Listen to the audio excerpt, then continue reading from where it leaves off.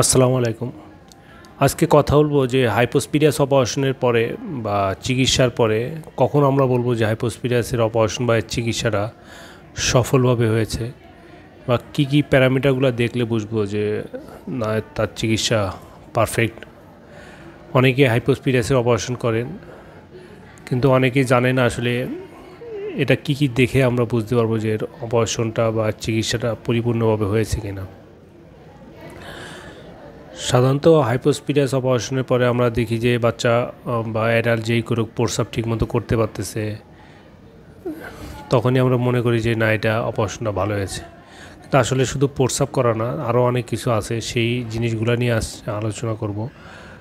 আমরা সাধারণত 4টা জিনিস দেখি, যেগুলো দেখে আমরা বুঝতে পারি যে হাইপোস্পিরিয়াস অপারেশনটা আসলে পারফেক্ট হয়ে গেছে কিনা। একটা হলো যে বাচ্চা বা অ্যাডাল্ট সে প্রস্রাবটা ঠিকমতো করতে পারতেছে কিনা, তার লিঙ্গের গঠন এবং কার্যকারিতা।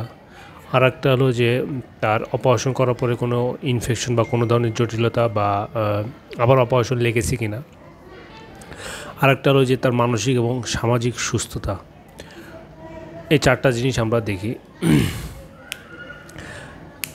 এখন আসি যে আমরা যে প্রথম যে জিনিসটা দেখি যে মূত্রত্যাগের যে স্বাভাবিকতা, সে স্বাভাবিকভাবে প্রস্রাব করতে পারে কিনা, মানে সে প্রস্রাবটা যে করে এটা দূরে যায় কিনা, প্রস্রাব করার যে মুখ আছে সে মুখটা চিকুন হয়ে গেছে কিনা, তারপরে প্রস্রাব করার সময় তাকে অতিরিক্ত প্রেশার দিতে হচ্ছে কিনা, মূত্রনালীতে স্ট্রিকচার মানে মূত্রনালী চিকুন হয়ে গেছে কিনা, বা মূত্রনালীতে কোনো অতিরিক্ত ফুটা হয়েছে কিনা। যদি ফুটা থাকে বা স্ট্রিকচার থাকে তাহলে এটার আউটকাম ভালো না। যদি বাচ্চা বা যারা অপারেশন করে সে যদি প্রস্রাবটা অনেক প্রেশার দিয়ে করে বা স্বাভাবিক প্রেশারে করে এবং প্রস্রাবটা যদি দূরে যায়, স্বাভাবিক লোকের মতো করে, তাহলে সেটা আমরা স্বাভাবিক ধরে নিই এবং প্রস্রাবটা একটু মোটা করে করবে, চিকন যাতে না হয়। এরপরে আসি যেটা যে লিঙ্গের গঠন ও কার্যকারিতা। লিঙ্গের আকৃতিটা যেন স্বাভাবিক দেখায়, তার যেই বয়সের যেরকম থাকার কথা সেই বয়স অনুযায়ী ওই রোগীর যে লিঙ্গের গঠন সেটা যেন ঠিক আছে থাকে বা ঠিক আছে কি না। লিঙ্গ যখন শক্ত হয়, লিঙ্গ তখন বাঁকা হয়ে যায় কি না, বা অপারেশনের পরে আগে যে বাঁকাটা ছিল অপারেশনের পরেও সেরকম বাঁকা আছে কি না। আর একটা হলো যে সে যখন সেক্সুয়াল অ্যাক্টিভিটিস করবে তখন সে ঠিকমতো আসলে সেক্স আর অ্যাক্টিভিটিসগুলো করতে পারতেছে কি না, সেই জিনিসগুলো দেখা। আর একটা হলো যে তার অপারেশন করার পরে কোনো জটিলতা তৈরি হয়েছিল কিনা, যেমন ওখানে ইনফেকশন হয়েছিল কিনা, বা ওখান দিয়ে ফিস্টুলা ফুটা আরেকটা হয়ে গেছে কিনা, বা তার আরেকটা আসলে অপারেশন লেগেছে কিনা। যদি এগুলো লেগে থাকে তাহলে এটার আউটকাম খারাপ। সাধারণত একবারই অপারেশন হয়ে যায় বা একবার চিকিৎসা করলে সে ভালো হয়ে যায়। আরেকটা হচ্ছে মানসিক এবং সামাজিক সুস্থতা।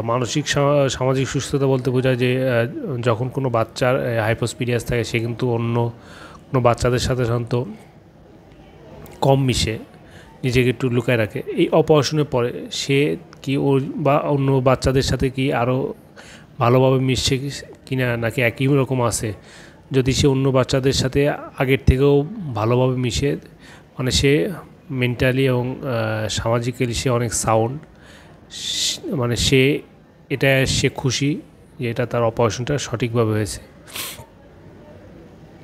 তো এই প্যারামিটারগুলো দেখে আমরা আসলে বুঝতে পারবো যে হাইপোস্পিরিয়াসের অপারেশনের গুলো আমাদের পারফেক্ট হয়ে গেছে কিনা।